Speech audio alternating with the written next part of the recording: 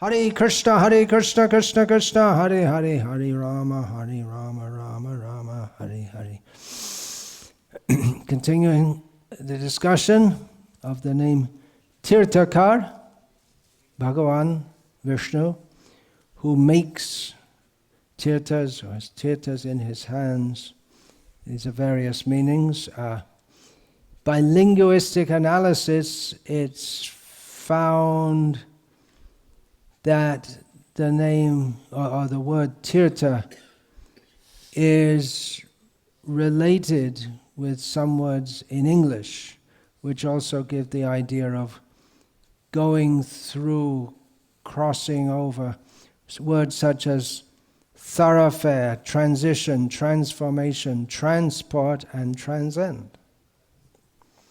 Linguistically, some more, from the Monier-Williams Sanskrit Dictionary. A tirtha is defined as a passage, a way, a road, a ford, stairs for landing or descent into a river, a ghat, a bathing place, a place of pilgrimage on the banks of sacred streams, and a piece of water. Body of water, I guess, would be better. Another idea of tirtha comes in the yajna, inasmuch as the yajna is communication with the gods and with God.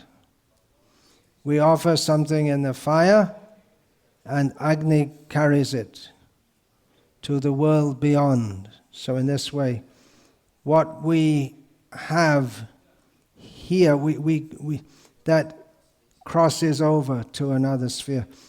We come in contact with that. And previously, the gods used to, at the best yajnas, the gods used to come, the big yajnas, the Ashvamedha yajnas, they would come personally, and it's expected that they are there even though they're not seen, or they may be invited to appear in the pot. Kalasam. By the means of yajna, the pious people, they expect to go to the heavenly worlds, to cross over this particular planet that we're living on at the present time and cross over to the heavenly worlds.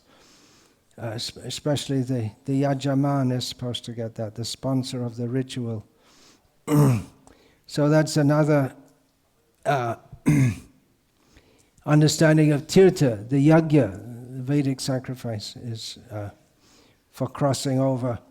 And later in Vishnu Sahasranama there will be discussion of names like yajna, yajna-bhuk, yajna-pati, and so on.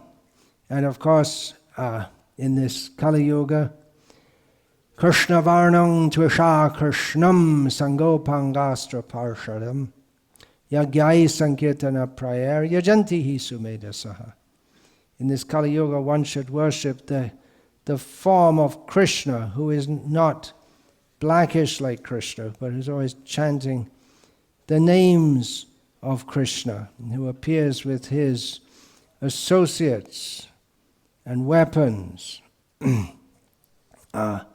One should worship him by Sankirtan Yajna. Those who are very intelligent in this Kali Yuga do so. So this is also tirtha, chanting the holy names. And I'll plan to get back to that later also. So this crossing over, that can be understood as crossing over from one's immediate material miseries. You go to a tirtha and pray to a god or demigods, relieve me from my... in the Atharva Veda there's a prayer, relieve me from my gout, some disease. Then it can be crossing from this world to the heavenly planets. That's the intention of accessing the tirtha. But in the fullest sense, It means, as we find in the Upanishads, deal with this, the Vedanta, when you come to the end of the Vedas, we come to Upanishads, the crossing over refers to the journey of the Atma from this world to the world of Brahman, the light, the world of light, the light of knowledge. The Upanishads, the principal Upanishads, they mostly speak in they speak in terms of Brahma Vidya. We find the words Brahma, Akshara, words like this. And of course the words Purusha is also there, Isha is also there. But it's, the impersonalists take it to be impersonal. Anyway, the Vedanta, that is the knowledge part of the Vedas, not that the Karma Kanda section is without knowledge, but it's knowledge of how to perform sacrifices. But it's not Brahma Vidya, it's not knowledge of spirituality. In the Gita Upanishad, there are various verses praising Jnana, knowledge. In Bhagavad Gita, the term Jnana, meaning knowledge, specifically refers to Brahma Vidya. This is not to knowledge of, not of Shilpa Vidya, for instance, of how technology. It's not that kind of knowledge, but it's the highest knowledge. So knowledge is itself a tirtha. One particular verse in Bhagavad Gita I've chosen to quote here now, because it gives the sense of how by knowledge one can cross over. Apichedasi papebhya sarvebhya papakritamaha sarvam jnana plavenaiva vrijinam santarishyasi. Santarishyasi, tarishyasi, that gives the idea of crossing over. Srila Prabhupada's translation, even if you are considered to be the most sinful of all sinners, when you are situated in the boat of transcendental knowledge, you will be able to cross over the ocean of miseries. So Krishna doesn't make knowledge exactly, because it exists eternally with him. In one sense, Narayan is the source of the Vedas. But in another sense, the Vedas, they're apaurushaya. They don't come from any person, including the Parampur. He doesn't create them because knowledge exists eternally. It's non-different from him. To say that Krishna makes the Vedas or Krishna makes knowledge would be as meaningless as saying that Krishna makes himself, because knowledge is always existing in relation to him. So he doesn't make it, so how can we say that not Tirthakara? How does this relate? How does this name relate? Well, he also has it in his hands. There's knowledge in that. That's a common analogy given in Shastra, to have some karamalaka, to have an amalaka, a small fruit in your hand. If you say, I've got it in my hand, that means you understand everything about it. You've got it. And Krishna does make the way to access that knowledge, to take advantage of that knowledge. The knowledge by which one can cross from this world to the spiritual world, or cross from material consciousness to spiritual consciousness, it's a crossing that is alluded to or described in the Upanishads, and then in the Gita, in the Bhagavatam. But it's required to have a guru to take one over, Guru Karnadharam, to take the boat over. In the Upanishads, this is recognize how by knowledge one crosses over with the help of the Guru.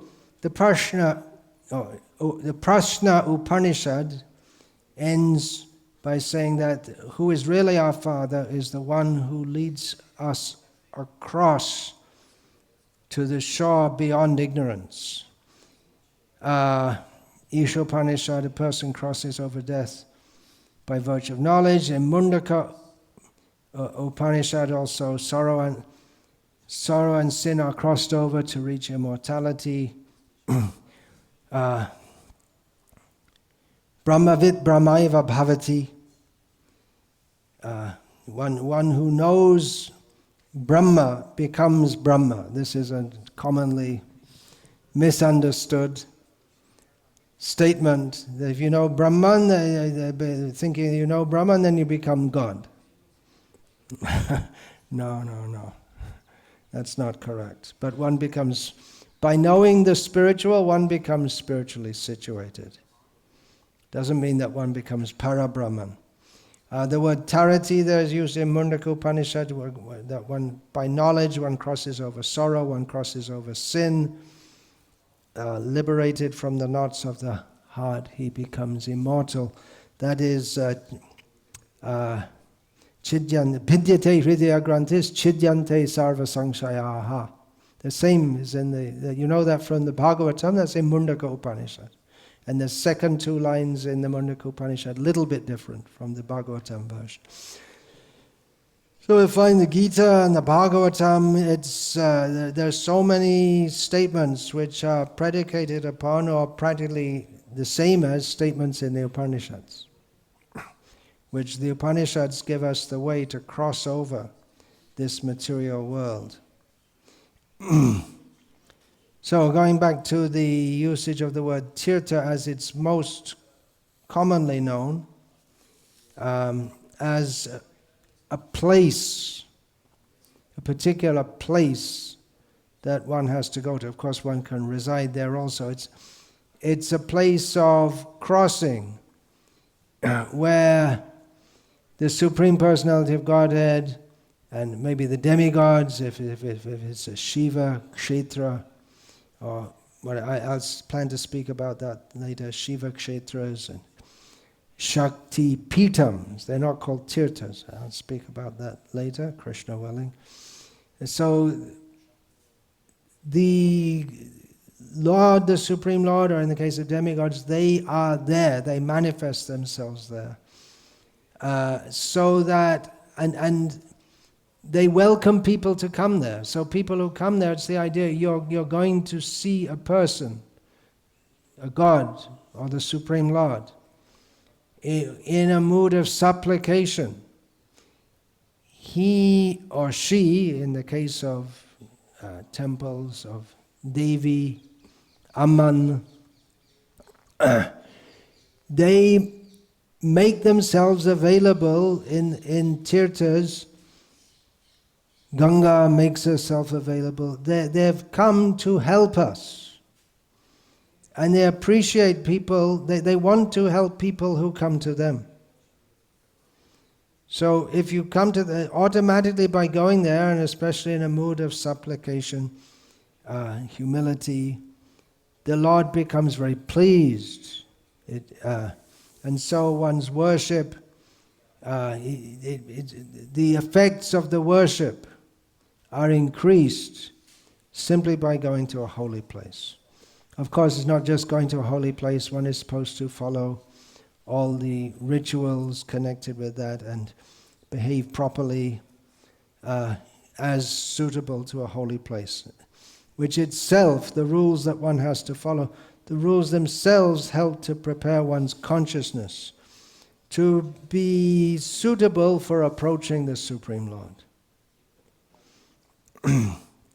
So everything one does there becomes, by one's worship, one's prayer, everything, the effects become more. And that's stated in the Mahatmyas, the journals describing the history and the benefits of the holy places. They all say that by performing a sacrifice here, or by giving charity here, by residing here for one night you get more benefit than staying in so many other tirthas. And most of the tirthas, they have that written, that this is the best, and by staying here one night you get more benefit than spending 10,000 kalpas at some other place.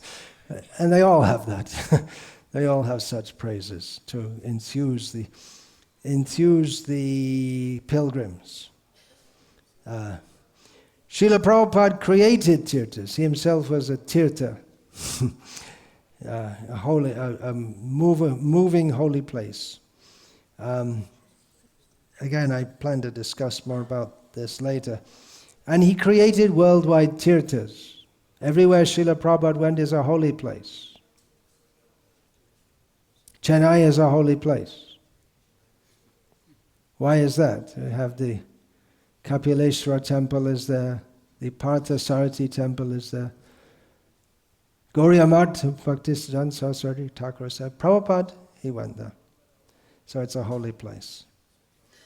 But all the temples that Srila Prabhupada established, generally devotees think that the 26th 2nd Avenue, the place where ISKCON was first established, and in Tompkins Square Park, especially the tree there, where Prabhupada, there's a photo of Srila Prabhupada standing under that tree, an iconic photo. So generally people think these are the real pilgrimage places in the West, connected with Prabhupada. But everywhere, especially the temples he established, it's seen as a place of pilgrimage. Actually, just outside London, the Bhaktivedanta Manor, that is seen as a place of pilgrimage within Britain by many of the Hindus who reside in Britain. But it seems our Western devotees, they think to go on pilgrimage you have to go to India, to go to Vrindavan or Mayapur. Okay, good. But the places that the deities that Srila Prabhupada established, and he continues to establish through his followers up to the present time, they're all holy places. All over the world, he made holy places connected with Krishna. There are already holy places there, as I mentioned previously. Lourdes, Rome, because of the Vatican. Then Fatima, probably you have in Croatia some holy places, is it? There must be, everywhere they have holy places. Some saint or something like that, is it? Yeah. But still, India is very special. There are so many tirthas here, the whole atmosphere is still more conducive for spiritual life than anywhere else. And as I've many times said, although we lament the cultural degradation of India, which is going on practically day by day, at the same time, when we go outside India, I mean, really outside, I mean not to Nepal or Bangladesh, but really outside to the West and come back, we can see the difference. And I've been watching and listening to some videos on ISKCON Desire Tree about how I came to Krishna consciousness, and I'm surprised at how Indian people, so many of them, they so easily come that they go to a group of they're called to a group of devotees, and they just oh yeah, and I thought it was very nice, and I started chanting, and it's just become it's a very natural thing for them. Whereas for people who are not raised in this culture or who don't have that punya from previous lives, they may have to go through so many intellectual challenges, cultural challenges to take to Krishna consciousness. One I was watching, it was a funny one, because there's a whole series of them, how I came to Krishna consciousness. And one of them is Bhakti Purushottam Swami, who's born and raised in Puri. It wasn't that when he joined ISKCON he came to Krishna consciousness. He's already... There's some misconception that when you come to ISKCON, then you come to Krishna consciousness. But there are so many devotees all over, I mean, actually devotees, consciously devotees. Just like if we see someone from the Sri Vaishnava Sampradaya who's raised all their life in that culture, and then they join ISKCON and say, oh, now you came to Krishna consciousness. It's not like that. They're already Krishna conscious. So India is very special for that also. The whole culture, the heritage, so many great spiritual personalities. The underlying culture which is always there, despite the ongoing tsunami of materialism, which never seems to... A physical tsunami comes, and I suppose it's over in a few minutes. But this tsunami of materialism just keeps on... just keeps on flowing over India more and more and more. But still there's enough of that culture of spiritual quest that people, young men, there are thousands of young men in India who have joined ISKCON or the Gauriya Math or Swaminarayan Sampradaya or Ramakrishna Mission. The idea of leaving all our worldly affairs and spending our life in spiritual culture, that's there. And older people, it doesn't happen so much nowadays, but then they think now, okay, I did enough work and now I have to retire and leave everything and just cultivate spiritual life. That idea of renouncing the world for spiritual benefit, that's there in Indian culture. Indian culture, I mean Vedic culture. Just like in Islam, there are so many Muslims in India also. I think it's the world's third largest Muslim population, isn't it? After Indonesia and Pakistan. And probably Bangladesh is close behind. But that culture of renouncing the world for spiritual is not there in Islam. The idea that one should leave everything, the idea that one doesn't, that one can be a renunciant, it's not there, because in Islam everyone gets married. There's no such thing as a sannyasi or a lifelong brahmachari. So that culture in India that's given by Krishna, Chatur Vanyam Maya Shrishtam, it's given by Krishna, that is very conducive for spiritual life, which is why one of the several reasons why Srila Prabhupada wanted to establish as far as possible Varnashram culture all over the world. To make a conducive, one of the reasons is to make a conducive atmosphere for Krishna consciousness. So India is so many places. There are so many tirthas here, which adds to the spiritual culture. So many holy places, holy mountains, holy people, holy rivers, holy lakes.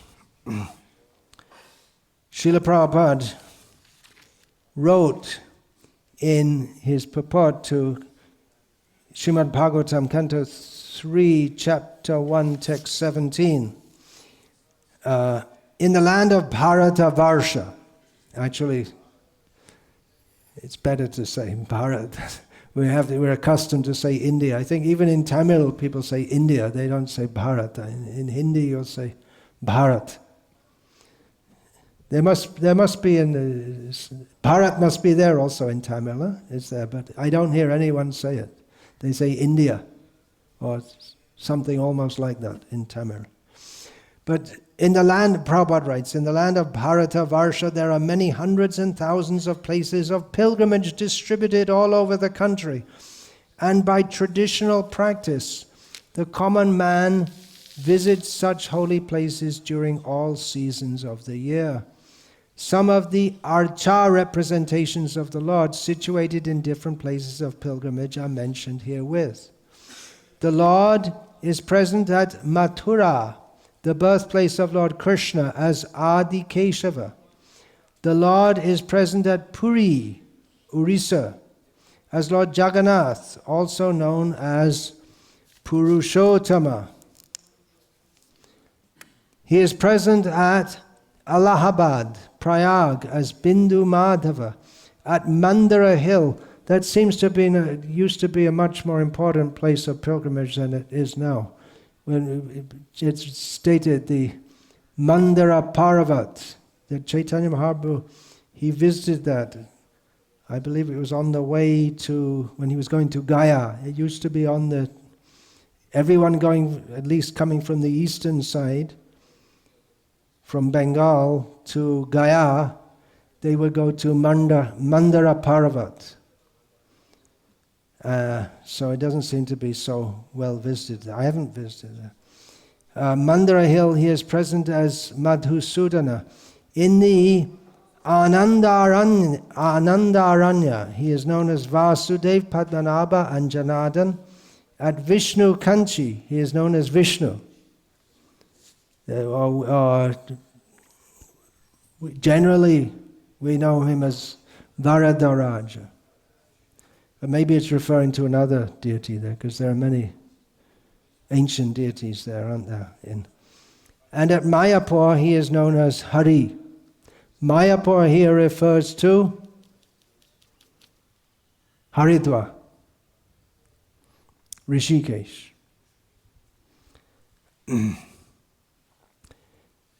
This list is taken from Chaitanya Charitamrita. There are millions and billions of such archa forms of the Lord distributed all over the universe. All these archa murtis are summarized in the Chaitanya Charitamrita in the following words. This is still from the purport that I'm reading. Saratra prakash tar bhakti sukadite jagate adharma nashi dharma sthapite. So why does the Lord take so many deity forms all over the universe? Chaitanya Mahaprabhu gives the answer. The Lord has so distributed himself all over the universe just to give pleasure to the devotees. Bhakti shukodite. And also to give the common men facility to eradicate his sins and to establish religious principles in the world. Now reading from Srimad Bhagavatam, Canto 4, Chapter 8, Text 42, Srila Prabhupada's translation and commentary, in which Narada, who himself is a great Tirtha, advises Dhruva Maharaj to go to a Tirtha. Actually, it's within Vrindavan, which is a dham, which is more than a Tirtha, but it acts as a Tirtha also. The dham means the residence of the Lord, eternal residence of the Lord, but it acts as a Tirtha for us who are on this side so that we can cross over into the eternal abode of the Lord. So Narad says to Dhruva, my dear boy, I therefore wish all good fortune for you. You should go to the bank of the Yamuna, where there is a virtuous forest named Madhuvan, and there be purified. Just by going there, one draws nearer to the personality of Godhead, who always lives there. Purport. Both Narad Muni and Suniti, the mother of Dhruva Maharaj, advised Dhruva Maharaj to worship the Supreme Personality of Godhead. Now, Narada Muni is especially giving him directions how this worship of the Supreme Person can very quickly fructify. He recommends that Dhruva Maharaj go to the bank of the Yamuna, where there is a forest of the name Madhuvan, and begin his meditation and worship there. Places of pilgrimage yield a special advantage for a devotee in quickly advancing his spiritual life. Lord Krishna lives everywhere, but still it is very easy to approach him in holy places of pilgrimage because these places are inhabited by great sages. That's the reason. Now you may say, okay, wait till this quarantine or whatever it's called is over, lockdown is over, and we're not going to stay in Salem anymore. We're all going to go and live in Vrindavan. We can make more spiritual advancement. Makes sense, doesn't it, if you read this? But then we have to think that, and I'll get through to this later when after some days, when I go through this, that our spiritual life is predicated upon the mercy of Srila Prabhupada, who is himself a Tirtha. So by serving his mission of spreading Krishna consciousness all over the world and preaching in various places to fulfill Chaitanya Mahaprabhu's desire, Prithivite Ache Jato Nagaradi Gram Sabatra Pracha Ibe Mornam, that the holy names will be chanted in every town and village. By doing that, we get the mercy of Srila Prabhupada. And actually in one place, Prabhupada writes, one should not remain in Mayapur, Vrindavan or Puri for sense gratification. And Prabhupada's not talking about here about chewing pan in Mayapur, or worse. There are much worse things. But he's talking about for my own spiritual pleasure, or my own spiritual advancement. So Prabhupada in that purport refers to that as sense gratification. And he refers to the Prabhudatta Desha. That's right, I'll get that. So going on, reading this purport. Lord Sri Krishna says that he lives wherever his devotees are chanting the glories of his transcendental activities. There are many places of pilgrimage in India, and especially prominent are, and Prabhupada mentions 4 places: Badri Narayana, Dwarka, Rameshwara, and Jagannath Puri. So these are the Char Dhams. These sacred places are called the 4 Dhams. They're especially prominent in the sense that they are pan-India. They are recognized as the 4 Dhams, or abodes of the Lord. Dham refers to a place where one can immediately contact the Supreme Lord. To go to Badri Narayana, one has to pass through Haridwar on the path to the Supreme Personality of Godhead. Similarly, there are other holy places of pilgrimage, such as Prayag, which is in parentheses written Allahabad. Maybe that could be removed now. And Mathura, and the topmost of them all is Vrindavana. Unless one is very advanced in spiritual life, it is recommended that he live in such holy places and execute devotional service there.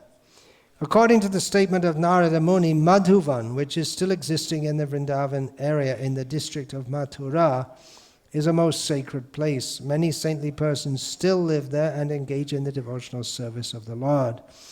There are 12 forests in the area of Vrindavan, and Madhuvan is one of them. Pilgrims from all parts of India assemble together and visit all 12 of these forests. There are 5 forests on the eastern bank of the Yamuna: Bhadravan, Bilvavan, Lohavan, Bhandiravan, and Mahavana. On the western side of the bank,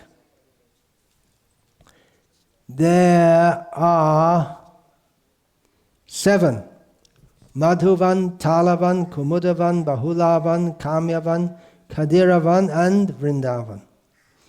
In those 12 forests there are different ghats or bathing places. They are listed as follows: 1. Avimukta, 2. Adhirudha, 3. Guhya Tirtha, 4. Prayaga Tirtha, 5. Kanakal, which is the name also of the place near to Haridwar where the Daksha Yagya took place. 6. Tinduka Tirtha, 7. Surya Tirtha, 8. Vataswami, 9. Dhruvagat. Dhruvagat, where there are many nice trees of fruits and flowers, is famous because Dhruva Maharaj meditated and underwent severe penances and austerities there in an elevated spot. 10. Rishi Tirtha, 10. Moksha Tirtha, 12. Buddha Tirtha, 13. Gokarna, also known as a place in the present Karnataka state, place where Ravana performed austerities. 14. Krishna Ganga, 15. Vaikunta, 16. Asi Kunda, Asi, one of the rivers in Varanasi. 17. Chatu, Samudrika Koop. 18, Akrura Tirtha, when Krishna and Balaram were going to Mathura in the chariot. Driven by Akrura, all of them took baths in this ghat. 19, Yagyak Viprasthan. 20, Kubja Kupa. 21, Rangastala. 22, Manchastala. 23, Malayudha Stan. And 24, Dashashvameda. So there's some lists, and if we just read them, you might get bored. One devotee said to me recently, he said, I like the Chaitanya Charitamrita, but I don't like all those, I find it boring, all those lists of names in the Adi Leela. Boring? Really?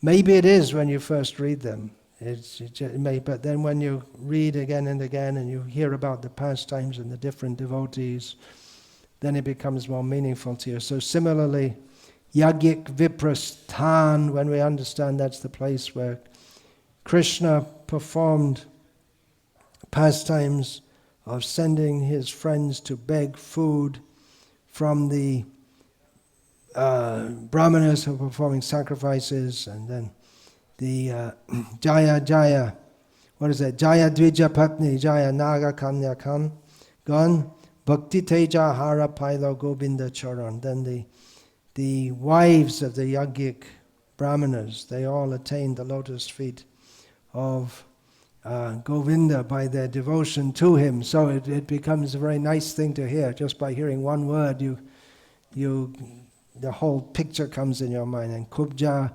Rangastal, Manchastal, Malayudhastan, that's all connected with Krishna and Balaram fighting the wrestlers in front of Kamsa. So like this, as we hear about all this, then it becomes more and more relishable to us. More about Vrindavan from Srila Prabhupada's purport to Canto 3, Chapter 2, Text 27 of Srimad Bhagavatam. The land of Vrindavan,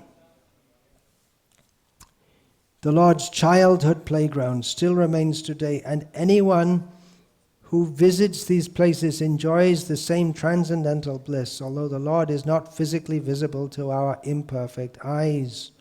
Lord Chaitanya recommended this land of the Lord as identical with the Lord and therefore worshipable by the devotees. This instruction is taken up especially by the followers of Lord Chaitanya, known as the Gauriya Vaishnavas. And because the land is identical with the Lord, devotees like Uddhava and Vidura visited these places 5,000 years ago in order to have direct contact with the Lord, visible or not visible.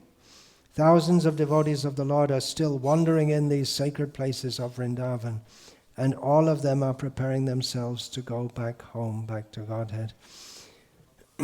So like this, when we go to Vrindavan, we wander in the land, then we feel, oh, this is the place where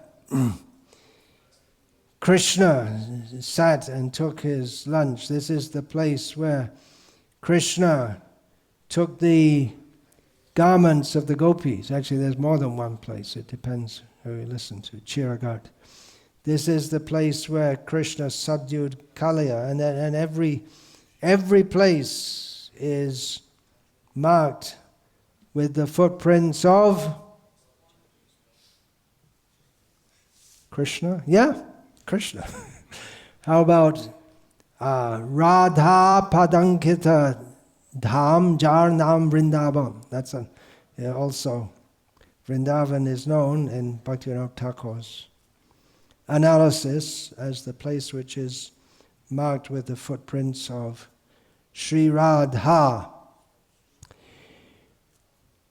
So devotees who go there, as Prabhupada mentions that the land of Vrindavan is especially worshipable by the followers of Lord Chaitanya, because we have the verse summarizing the teachings of Lord Chaitanya. Aradhya Bhagavan Vraje Chaitanya Tadhama Vrindavan. So Aradhya, worshipable, is Bhagavan, who is the son of the king of Vrindavan, and also his abode, Vrindavan. So Vrindavan is worshipable. We find in other Vaishnava Sampradayas also, the Vallabh Sampradaya and Nimbak Sampradaya, Vrindavan has special significance for all the Vaishnava Sampradayas, but especially the Gauriyas, the Vallabh and Nimbaka Sampradaya, they take Vrindavan to be the best of all places.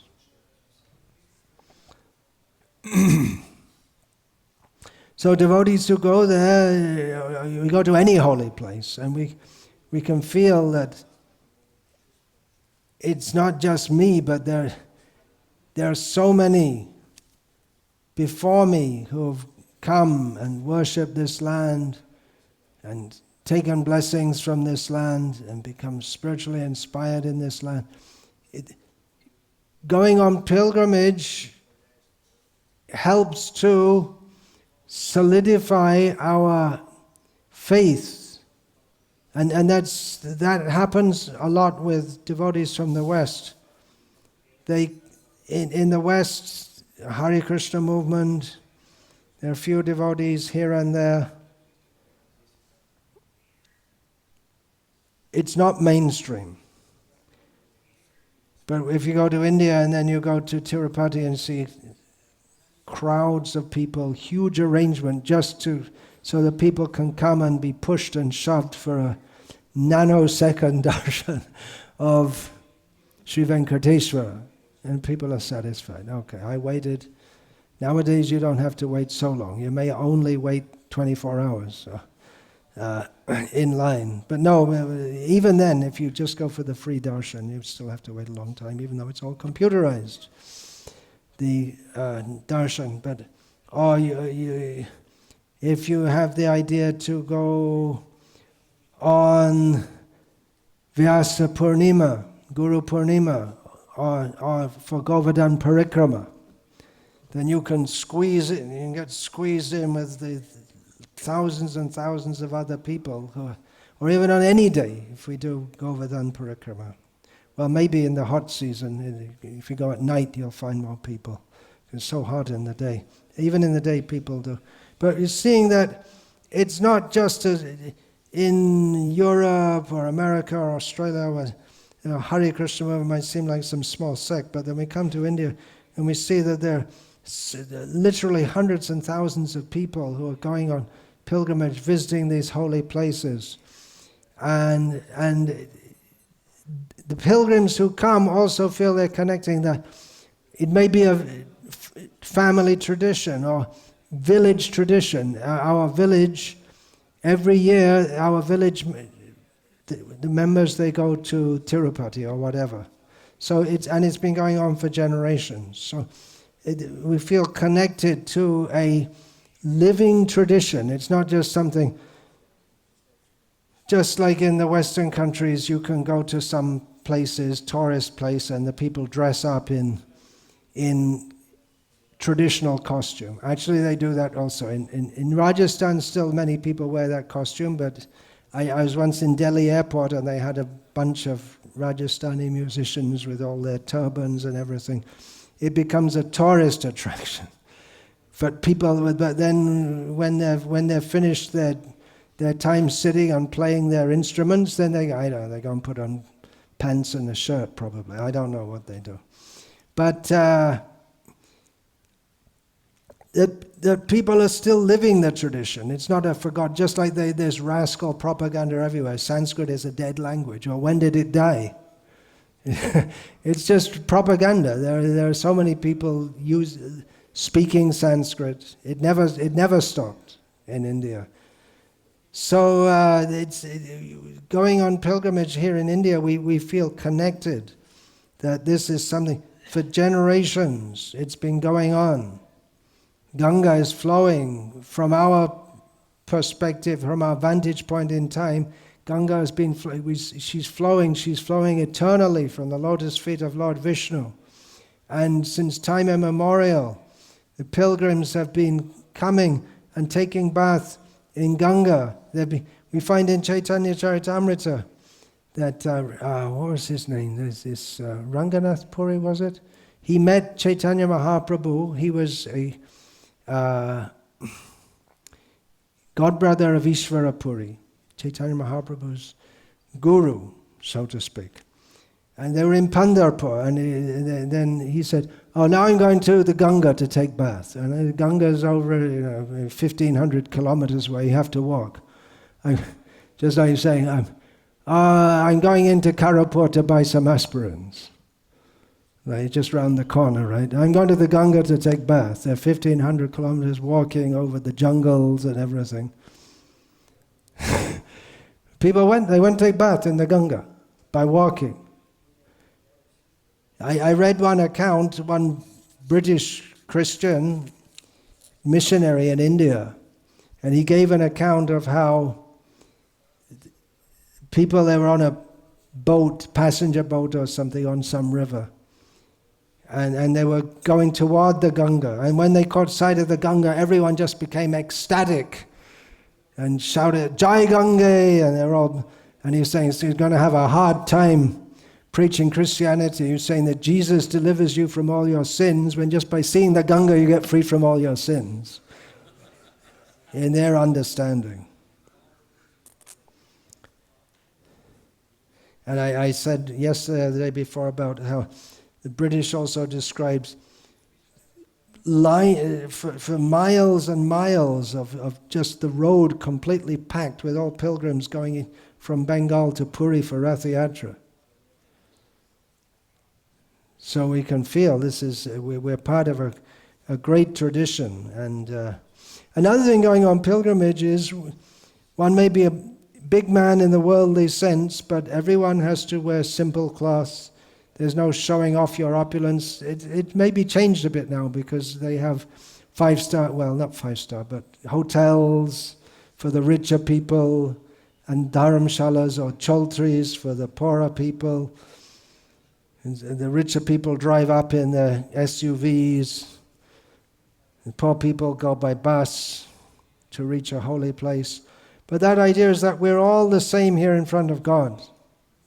No one's to show off or to promote themselves. Anyway, in the eyes of God, what does it matter?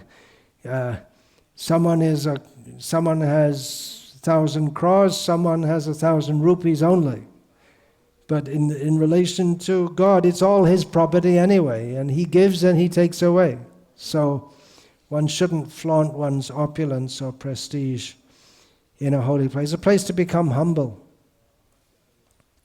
Krishna's kindly made the tirthas so that we can become a little humble. One shouldn't enter a holy place on a palanquin.